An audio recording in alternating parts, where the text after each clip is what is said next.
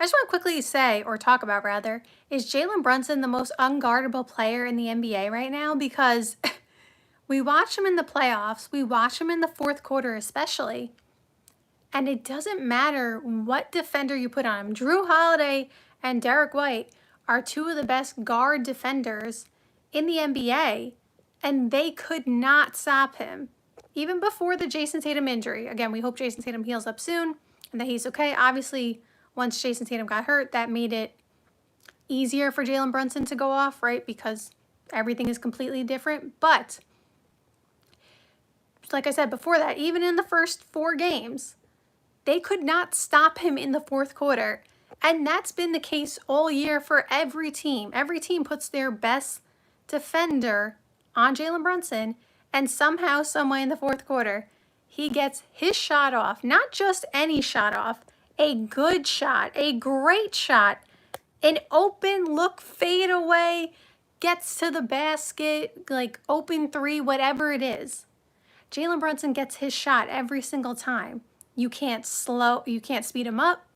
You can't, well, I guess you're not really slowing him down, but you can't speed him up. You can't get him off balance. He literally gets what shot he wants every single time. And that's really crazy.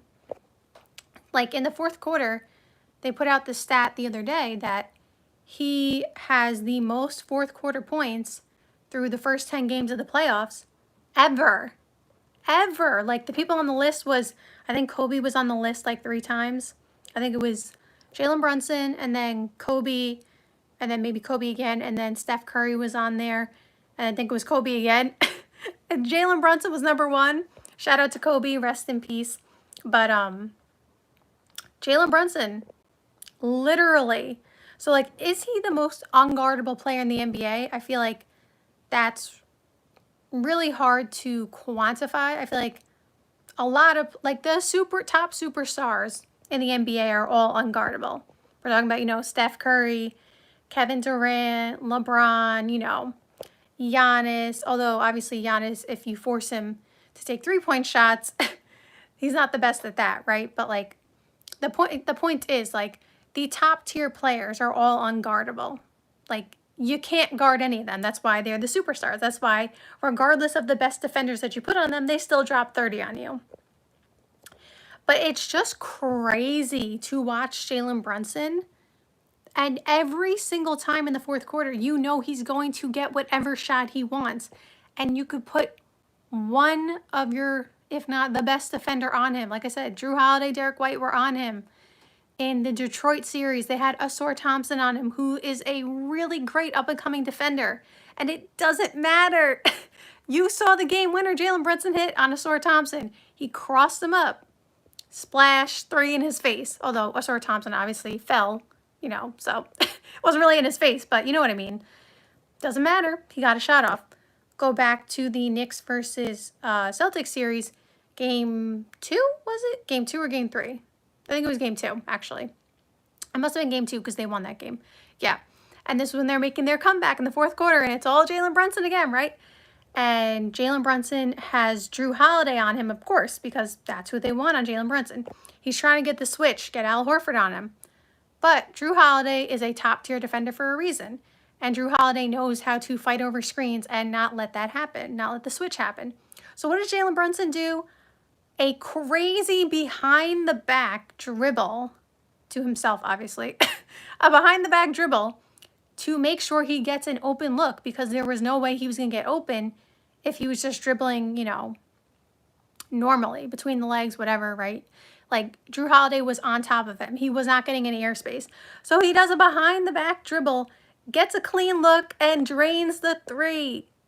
And it's every time for Jalen Brunson. And it's just amazing to watch.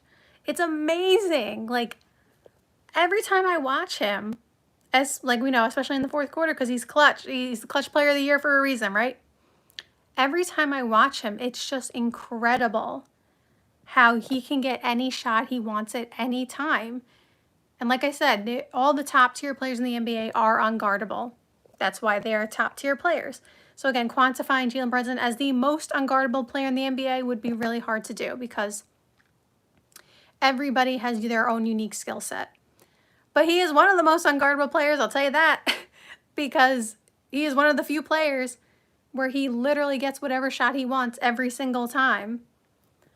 And it's like the footwork is crazy. He doesn't, you know what's crazy too? He doesn't ever travel.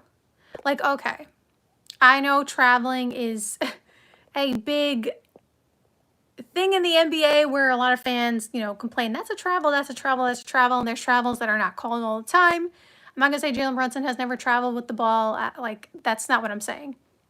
But I'm saying when you watch him make these, like, specific plays that I'm referencing, these moves, when he tries to get a defender off him, like, he'll do these, you know, footwork moves and, you know, do a fadeaway jumper, spin move, and these are not travels, these specific ones.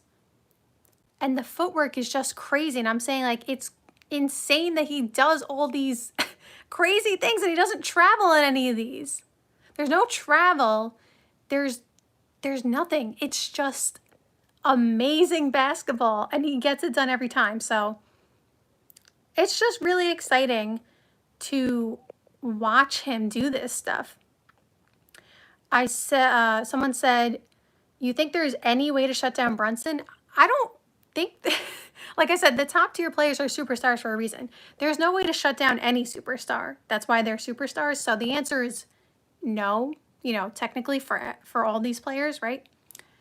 But like I said, for him, it's the fact that, like, and this is what I was saying earlier, is that all the superstar players have their own unique skill set. And something that Brunson has or had to develop, kind of similar to Steph Curry, but they don't play the same, is that obviously Steph Curry is like 6'3", Jalen Brunson's like 6'1", he's a little bit smaller. But like both of them are not LeBron, 6'8", Kevin Durant, 6'11", even though Kevin Durant says he's 6'9". We all think Kevin Durant's 6'11". Sorry, Kevin. Don't come for me on that.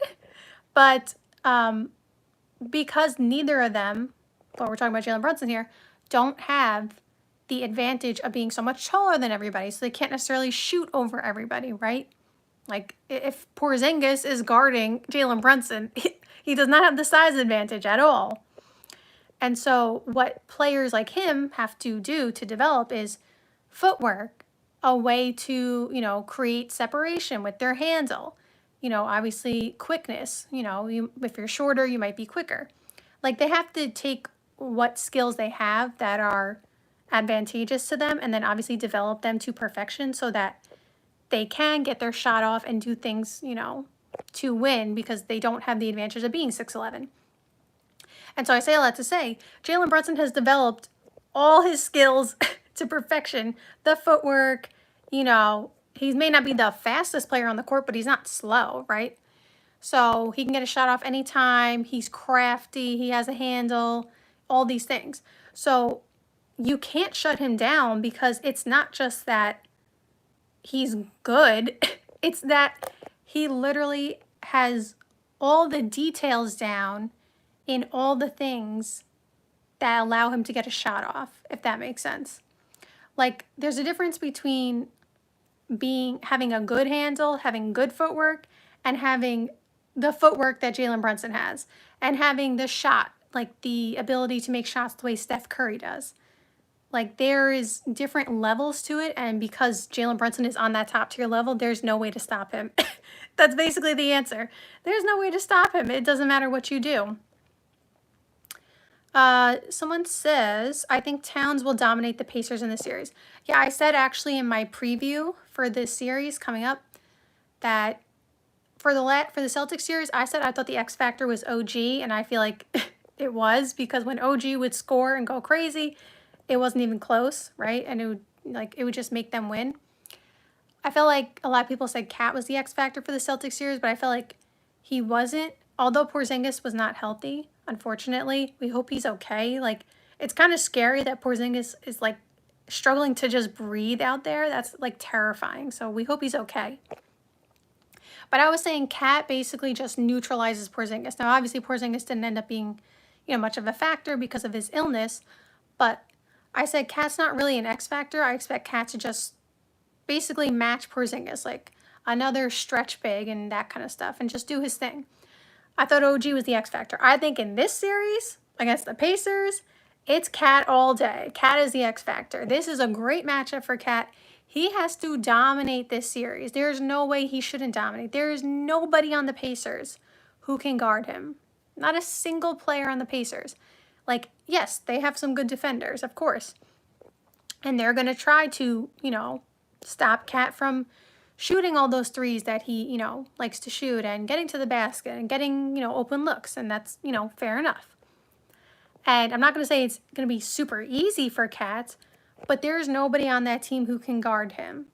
Meaning, like, I feel like in the Celtics series, it was a worse matchup for him because the Celtics, even if you would say he has the size advantage on, like, a Jason Tatum, if Jason Tatum was guarding him, for example, they still had so many top-tier defenders who could switch on multiple positions, who were lengthy. Like, Jason Tatum is, like, 6'10" also, and Jalen Brown is, like, 6'7", and he's quick, and he's strong. Like, I feel like they had multiple players who they could switch on to Cat. And again, Cat will still, like, the great offensive players will still get their shots off, right? But I feel like against the Celtics, it would be much more difficult for him. I just feel like they have more defenders to throw at him. I feel like the Pacers don't have defenders to throw at him. Because, like, for example, Andrew Nembhard, very good defender. He's probably going to be on Brunson again. I don't know if that's a good idea because Brunson cooked him last time. Not trying to be mean to Andrew Nembhard. He has been great for the Pacers, especially in the playoffs. He's always clutch. But, like, Brunson, something about Brunson having him as his, like, main defender is just easier for Brunson. It's, like, more difficult if Aaron Nesmith is on Brunson. It's just the way the matchup is. And so whatever. But, like, the point is, Andrew Nembhard's a very good defender. But there's no way he can guard Cat. They can't put him on Cat, right?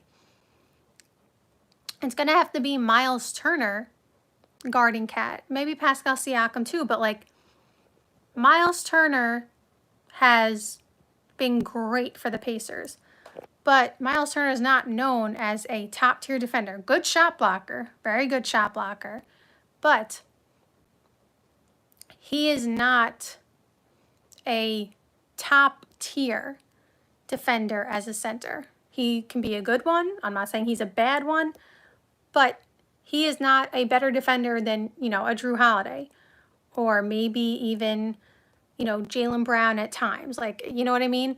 So I feel like even if they throw Pascal Siakam and Miles Turner at Cat, it's just going to be easier for Cat to still score. So yes, he has to dominate this series because I feel like there's no way he can't dominate if he's not if he's aggressive. If he's aggressive, he should get like 30 every game, honestly. So that's my opinion on that. So thank you guys so much for joining this live stream. I hope you enjoyed this video, and I'll see you soon.